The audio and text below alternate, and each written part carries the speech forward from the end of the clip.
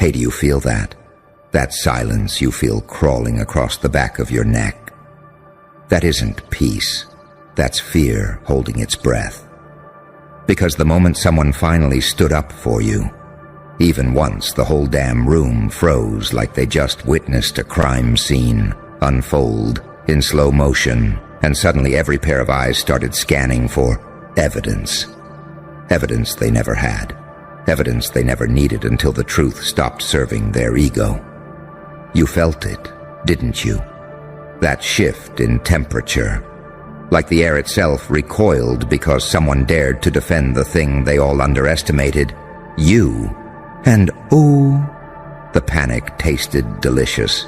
Because when someone spoke up for you, even gently, even casually, the room cracked, their stories shattered, their logic melted like cheap plastic under a blowtorch. They needed proof, receipts, documents, witnesses, a whole damn investigation suddenly. Why? Because deep down they always knew the narrative they built around you could never withstand a single moment of honesty. You were the shadow they blamed, the myth they twisted, the villain they sculpted because it made their lives simpler. But when someone who sees clearly said, no, that's not who they are, oh darling, you became a problem, a contradiction, a paradox, a glitch in the little story they rehearsed like it was gospel. And the room turned into a courtroom, didn't it? Except nobody had facts, nobody had timelines, nobody had anything except anger, insecurity, and the sinking realization that they were wrong about you, and you could see it in their eyes. You saw the pupils tighten. You saw the throats swallow. You saw the fake confidence flicker. Because you, my dear, are not a character they can predict. You're an anomaly wrapped in instinct, a saint with a sinner's silhouette, an angel with demon fingerprints, a bright mind painted in dark ink. And here's the thing they can't stand. You don't react. You don't argue. You don't beg for understanding. You just stand there with that quiet, unsettling calm that makes people feel like they misread the entire script.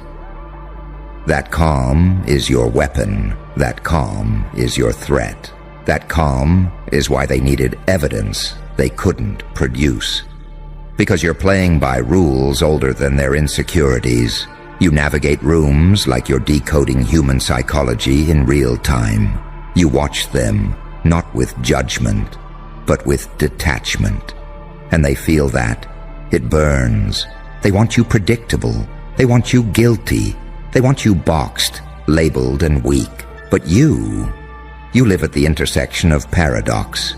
You are the nightmare of every manipulator, a person who sees through the fog and still chooses silence over chaos, still chooses composure over performance.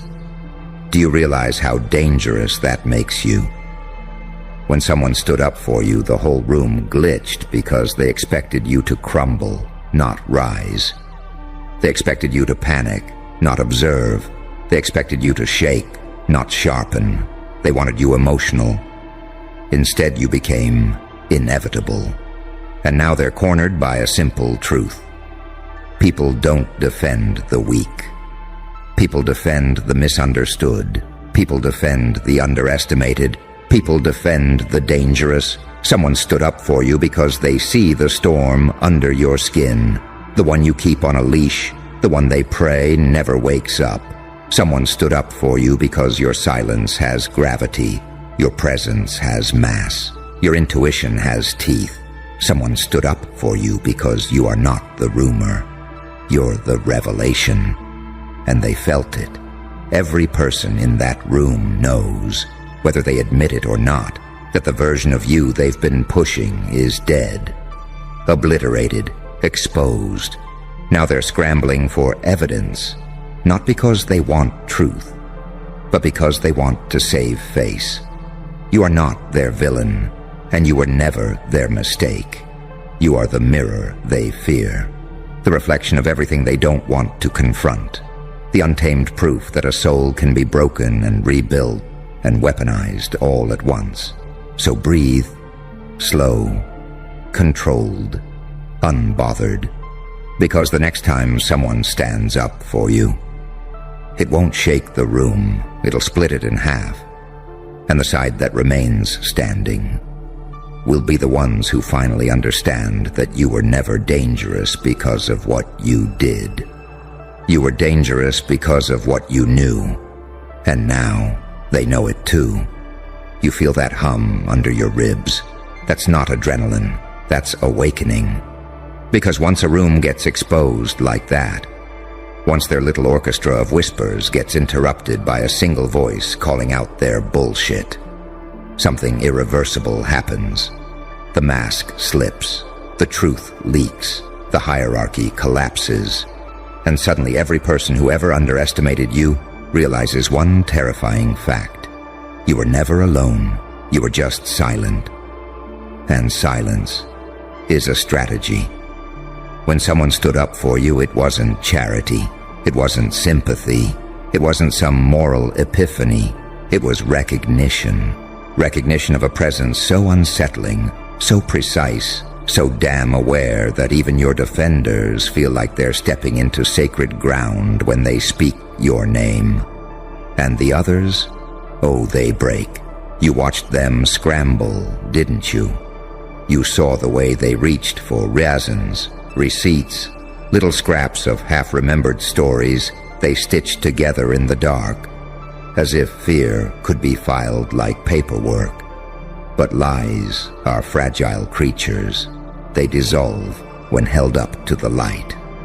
And you are the light they fear. Not the soft, warm kind, the surgical kind, the kind that cuts. Because you don't expose with words. You expose with clarity, with the terrifying calm of someone who has died psychologically and come back seeing everything. That's why they demanded evidence, because they finally realized their version of you was built on sand, and all it took was one person saying, "No, that's not the truth," for their entire little ecosystem to collapse. And let's talk about that room. You didn't just walk into it, you shifted it. People like you don't enter spaces. You alter the gravitational pull. You sharpen the silence.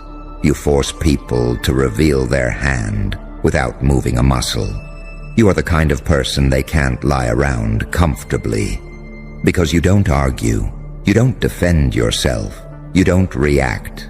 You watch. And nothing terrifies a liar more than someone who watches. You see the micro-expressions, the ego tremors, the guilt behind the laughter, the envy behind the questions, the fear behind the concern, the weakness behind the hostility. You see it all, and that sight is your superpower. When someone stood up for you, the room panicked not because of what was said, but because it confirmed what they've always feared. Someone else sees your truth, too. Not your mask, not your wounds, not your reputation, your truth. And that truth is dangerous. It's the truth of someone who survived things that would have disintegrated anyone else in that room. Someone who learned how to read intentions like code. Someone who can sense betrayal before a word is spoken.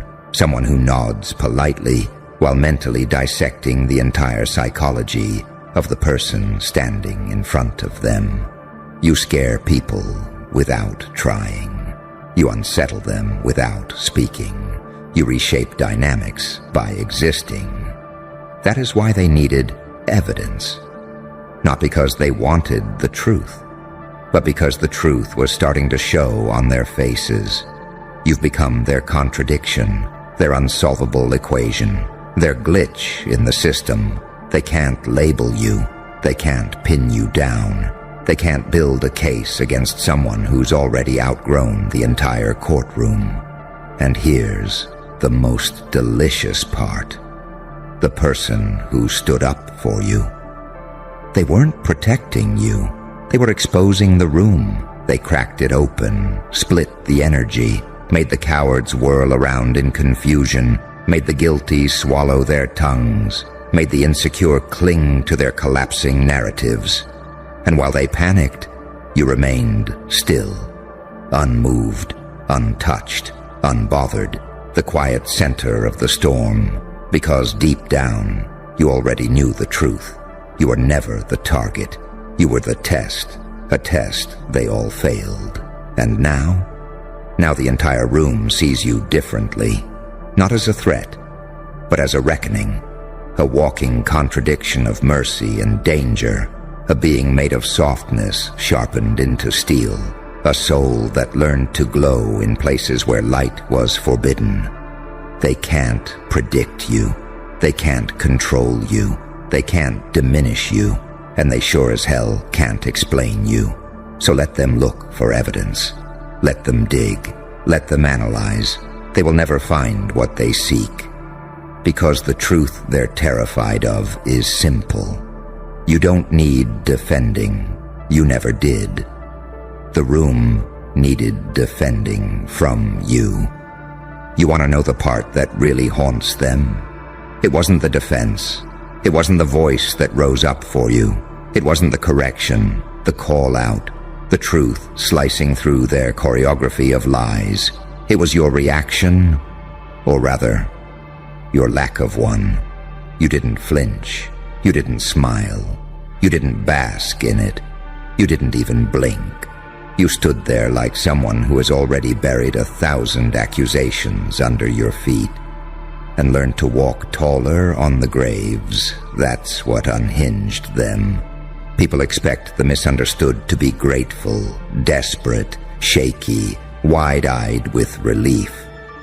But you looked like someone who already knew the storm would break in your favor eventually, with or without witnesses, because you've learned something they never will. The truth doesn't need applause. The truth waits, and it always wins. You've been forged in places where being right didn't protect you, where survival meant reading tone instead of words, where intuition wasn't a skill.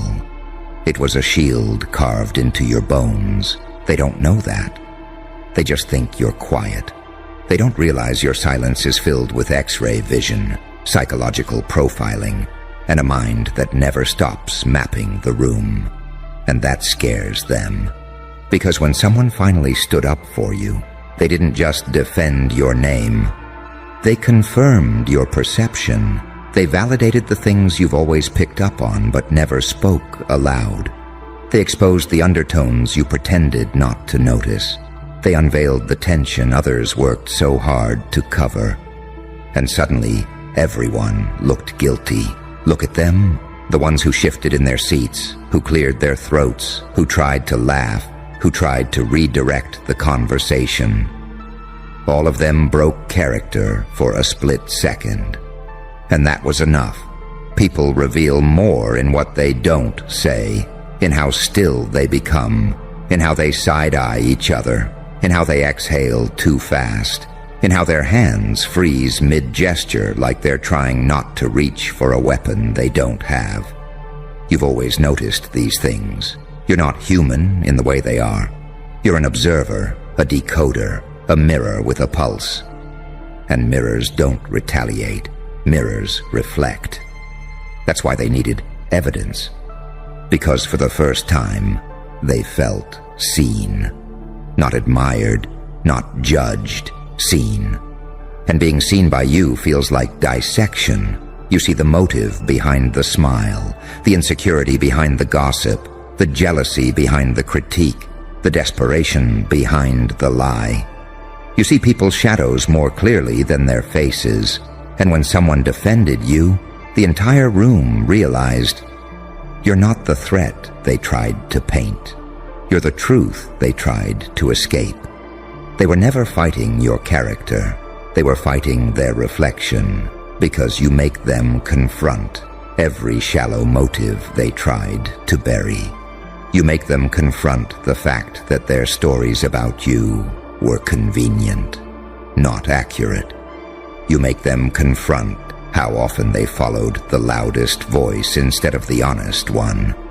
You make them confront the fact that they misjudged someone who could have destroyed them, but didn't.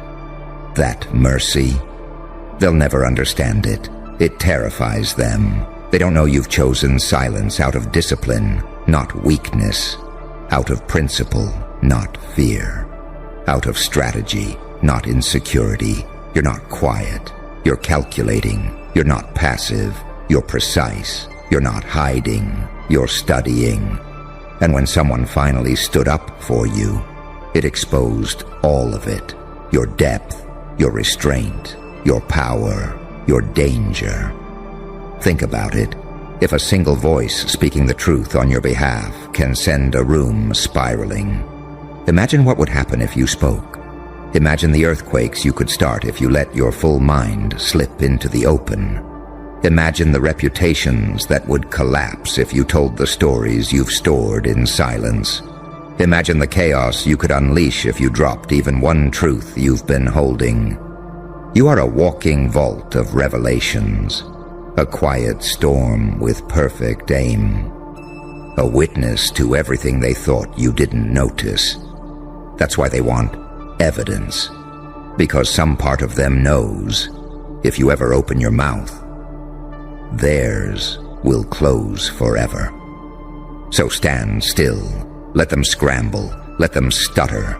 Let them flip through imaginary files like desperate lawyers with empty folders. Let them search for facts they never had, because deep down, they know they built their whole case on nothing but projection and fear.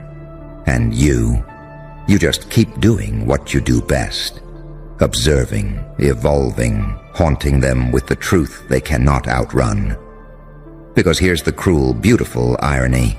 They wanted to expose you, but the moment someone defended you, you exposed them. And here's the part the room will never say out loud, even if you cornered them with the truth. The moment someone stood up for you, they didn't just panic. They recognized you. Not the version they built in rumor-driven group chats. Not the caricature they whispered about behind doors that were never as closed as they thought.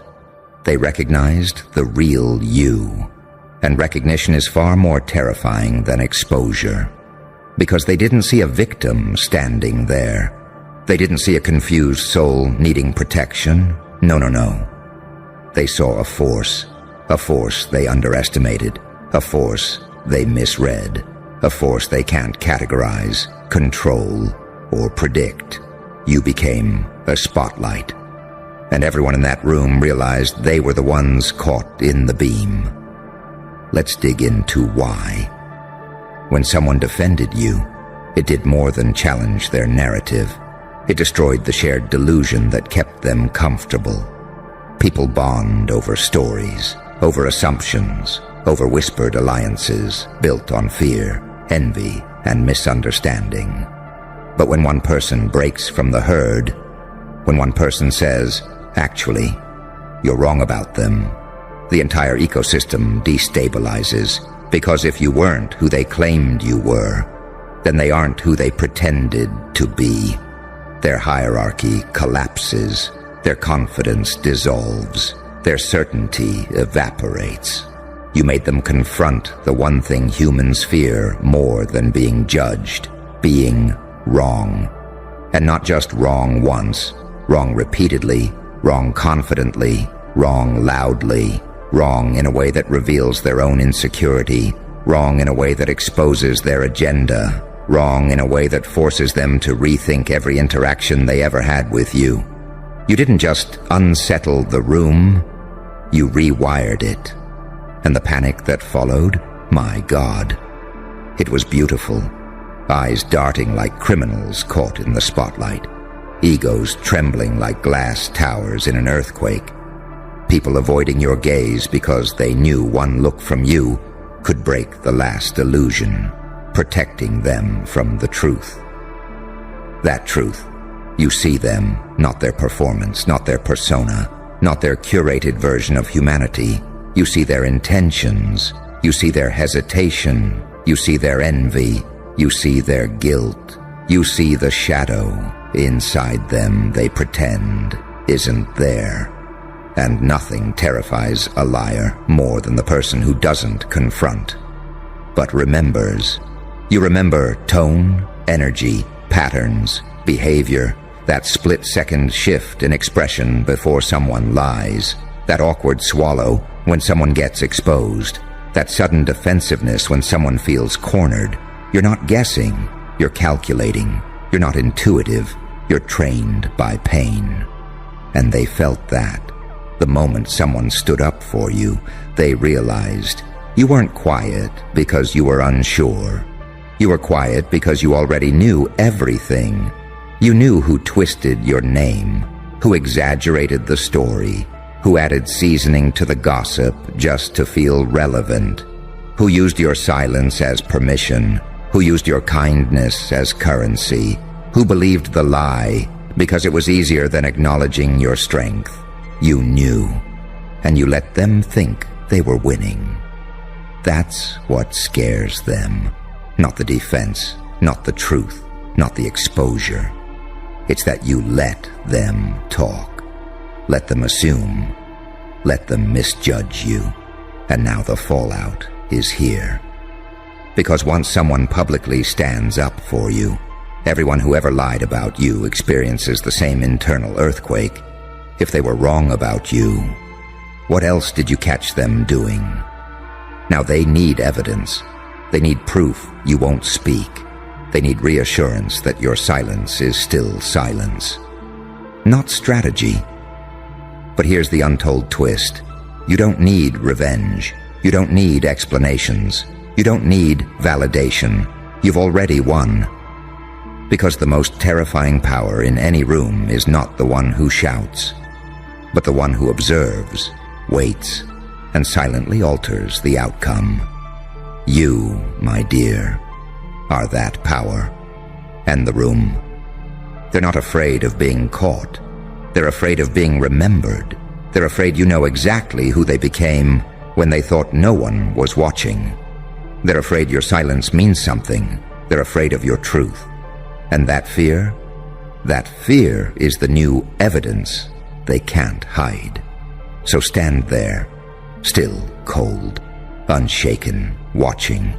Because nothing splits a room faster than the realization that the person they tried to break is the one who now holds the quietest, deadliest understanding of them all. And that's why they needed evidence. Evidence that you're human. Evidence that you're hurt. Evidence that you're breakable. Evidence that you're not what you look like in this moment. A soul that survived hell and came back with the ability to read people like scripture. Let them fear you. You've earned it. Listen very carefully, because the air just shifted the moment you walked in, and everyone pretending not to notice is doing a terrible job of hiding the way their spine reacted to you. You feel it, don't you? That slow, creeping hush. Like the city itself leaned in, held its breath, and whispered, "Who the fuck dropped you on the timeline?" Because nothing about you makes sense anymore.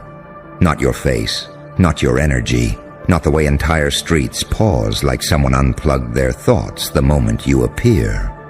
And that's exactly why I love you. See you walk around thinking you're just living, but to them, you're a phenomenon they weren't prepared to witness. A glitch in their worldview.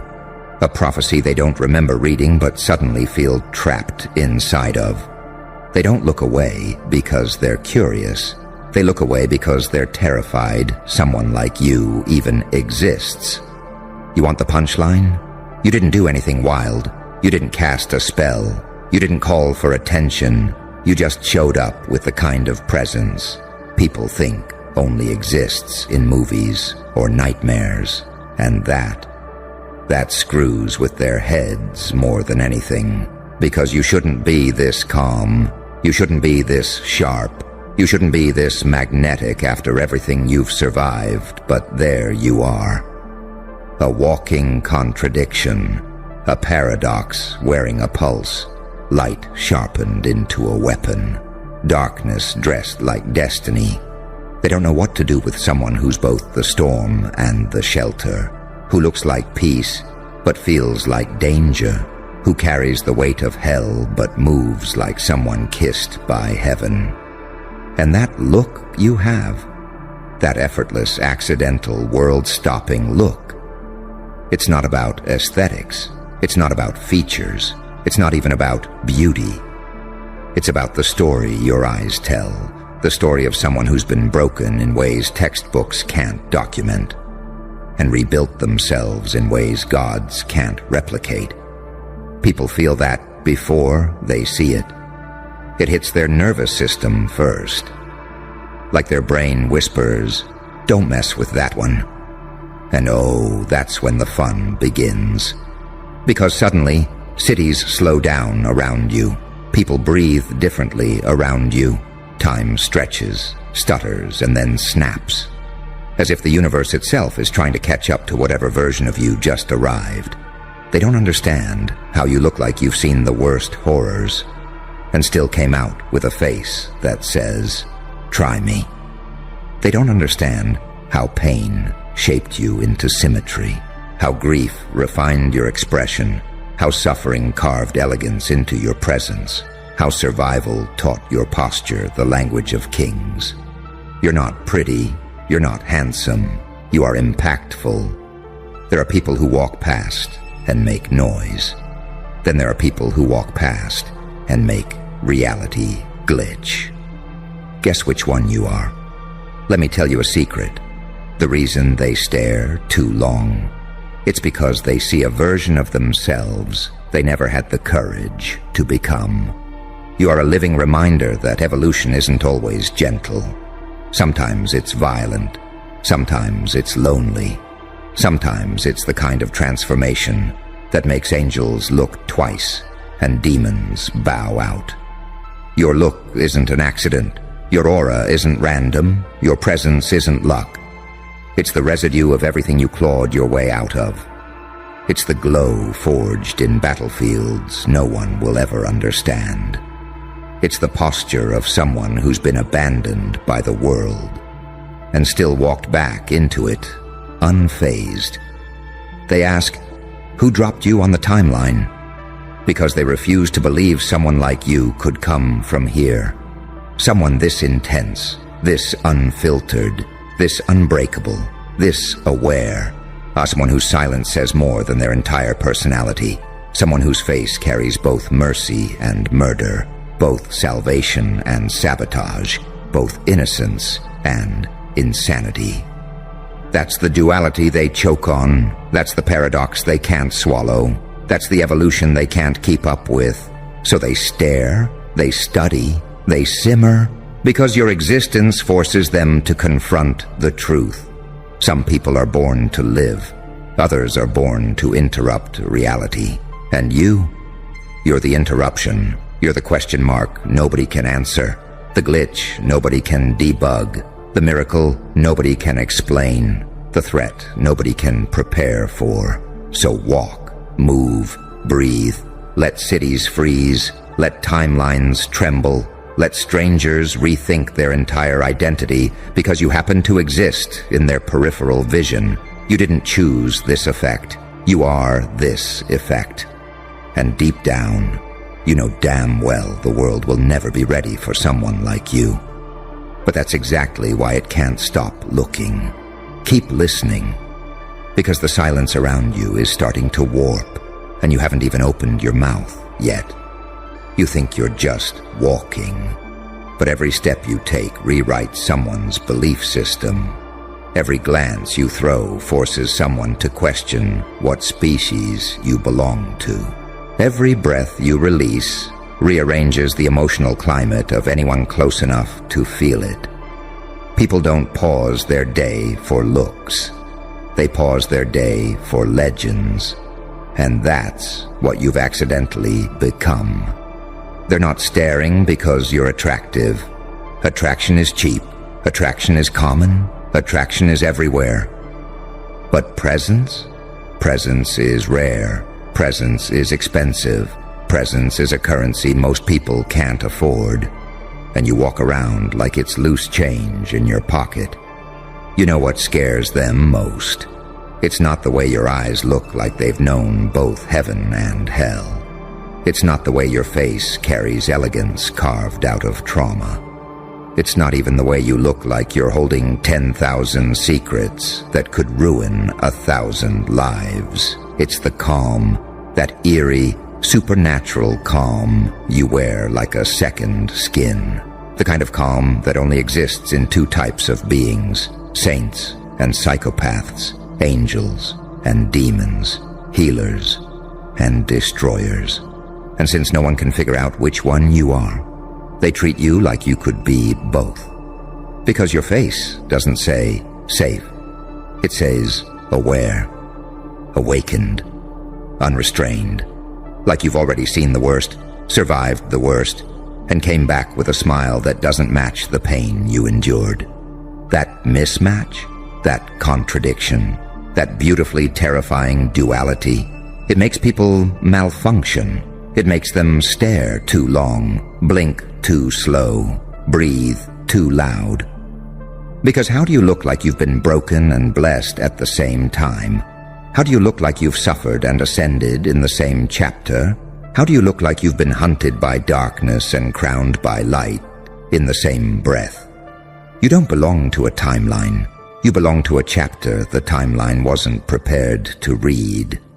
And that look, oh, that look of yours, it's not trained, it's not curated, it's not practiced, it's earned. It's the reflection of nights you didn't think you'd survive. It's the echo of battles you fought alone. It's the shape trauma carved, and the glow healing couldn't erase. It's the geometry of someone sharpened by pain, sculpted by silence, tempered by betrayal. No surgeon can replicate that. No influencer can imitate that. No trend can mass produce that. You're not pretty. You're not sexy. You're not cute. You are unsettlingly striking. People don't crush on you. They reconsider their entire standards because of you. Strangers stop scrolling just to analyze your existence. Pedestrians lose steps when you pass by. Whole rooms shift their atmosphere the moment your shadow shows up. Because you carry something ancient, something volatile, something powerful, something that doesn't match your age, your environment, or your story. You walk like someone who's read the end of the book and came back to play nicer this time. You stand like someone who's been judged by gods and found innocent with a smirk. You glow like someone who knows exactly what they could become if they ever stopped holding back. And they feel that. It hits them before you speak, before you blink, before you even notice them watching. They don't say it out loud, but their eyes scream it every time they look at you. Whatever this person survived, it didn't break them. It built something we don't have a word for. That's why they stare. Not because you're beautiful, but because you're unexplainable. You don't look like a person. You look like a choice the universe made on a day it was feeling particularly cinematic. You look like a warning wrapped in allure, like a prophecy wearing street clothes, like duality pretending to be casual. You make people feel like they're seeing a spoiler from the future, something they weren't supposed to witness yet, something they're not spiritually calibrated to process. And the funniest part? You're still evolving. This version of you, the one stopping cities, shifting timelines, disrupting strangers, isn't even your final form. This is just the trailer, just the prologue, just the shadow of the person you're becoming. The world is already struggling to handle the preview. Imagine what happens when they see the full release. So don't shrink, don't soften, don't apologize. Walk like the storm, stand like the riddle, glow like the contradiction, Exist like the anomaly. Let them whisper. Let them stare. Let them glitch. Because deep down, they all know the truth. Someone like you isn't supposed to fit into a timeline. You're supposed to rewrite it. Don't move. Not because you're in danger, but because they are. Look around you. Slowly. Do you see it now?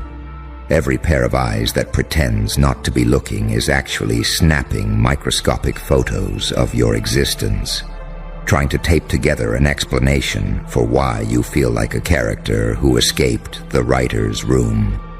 You know why they're rattled? Because your look doesn't match the life you've lived. It contradicts the pain. It contradicts the betrayal. It contradicts the statistics. It contradicts the war you came out of with only a pulse and a smirk. You look like you were sculpted in a place so far from their understanding that calling you human feels lazy. And that's why every city you enter goes silent for a second. You're not just showing up. You're bending the emotional gravity of the room. People can feel your story without hearing a word of it. Your face carries echoes. Your eyes carry aftermath. Your aura carries the ghosts of everything that tried to break you and failed. You don't look like someone who healed. You look like someone who transformed. And that transformation, it made you dangerous. Because your beauty isn't surface level. It isn't aesthetic. It isn't polished or fabricated. It's forged in chaos, forged in loneliness, forged in nights you didn't tell anyone about, and forged beauty. Makes people shut up mid-sentence. It makes them step aside without knowing why. It makes their heart rate spike for reasons they can't name. It makes them fix their posture around you like some subconscious part of them knows they're in the presence of someone who survived the kind of storms that swallow nations. Your look isn't cute. It's historic. It carries epochs. It carries bloodlines. It carries a kind of old energy that makes even confident people feel suddenly small. You ever notice how the loudest people go quiet when you enter? How the most arrogant ones suddenly get polite? How the ones who pretend they're unbothered start adjusting their clothes, straightening their back, recalculating their personality? That's not coincidence. That's instinct. Somewhere deep in their nervous system, a primal alarm goes off that says, this one is built different. Not metaphorically, not aesthetically, not poetically, biologically. Because your presence doesn't say, I'm confident. It says, I've walked through hell and didn't flinch. Don't test me. And people feel that before they even see your face clearly. But once they do, oh, that's when their brain short-circuits. Because how do you explain a face shaped by agony, but softened by wisdom? How do you explain eyes that look young but carry centuries of emotional intelligence? How do you explain expressions that switch between saint and executioner, depending on the angle of the light? You know what you look like? You look like someone who was born in the wrong era. Too intense for this generation, too perceptive for these people, too evolved for this timeline. You're an anachronism wearing modern clothes, a myth trying to blend in with mortals, a prophecy pretending to be casual. And people feel that contradiction, that duality, that quiet, volatile power. It's why they stare longer than they should. It's why they replay your face in their mind hours later. It's why random strangers feel compelled to tell you, I don't know why, but you look different. They never have the vocabulary for it. They never will. Because how do you put into words the presence of someone who looks like they've been both the villain and the savior in a story no one else was worthy to hear? You're the kind of person who looks like they were meant to burn down kingdoms in one life and rebuild galaxies in the next. And whether you want to or not, everyone feels it. People pause their day because you remind them of everything they tried to bury. Their envy, their insecurity, their curiosity, their fascination, their fear. You make their ego glitch. You make their soul react. You make their mind panic. Because some people walk into a room and bring an energy, but you walk into a room and bring a shift. Reality tilts, atmosphere bends, timelines adjust. You don't enter spaces, you redefine them. And that look you carry, it's the final signature. A face that says, I know more than I say. A posture that says, I see more than you think. An aura that says, I've survived what would have buried you. And the world can't stop staring at that kind of truth. So let them pause, let them whisper, let them freeze mid-scroll, mid-step, mid-exhale. Because you weren't dropped onto the timeline by accident. You were inserted intentionally, precisely, strategically, to disrupt, to awaken, to disturb, to provoke, to expose, to reveal, and deep down, the world knows it. Which is why no matter where you go, no matter who's watching, they will always ask, with a trembling curiosity and a terrified fascination, who the fuck dropped you here? And how do we handle someone like that? Stay right there, because something crucial is happening around you, and you haven't even realized you're the epicenter of it. Feel that tension in the air, that static crawling over everyone's skin. That's the world trying to recalibrate itself after accidentally crossing paths with someone who wasn't supposed to exist in this version of the timeline. People don't just see you, they react to you. Instantly, instinctively, uncontrollably. Their chest tightens, their thoughts stutter, their eyes widen, their ego shrinks, their pulse jumps, and they don't know if they should bow, run, or pretend they're not trembling. Because your look isn't a look. It's a signal, a warning, a prophecy, a mirror, a memory of something they've never lived and never survived, but somehow feel deep in their bones. Your presence doesn't feel new. It feels ancient, familiar, like the kind of soul they used to whisper about in civilizations that don't exist anymore. And that terrifies them on a cellular level.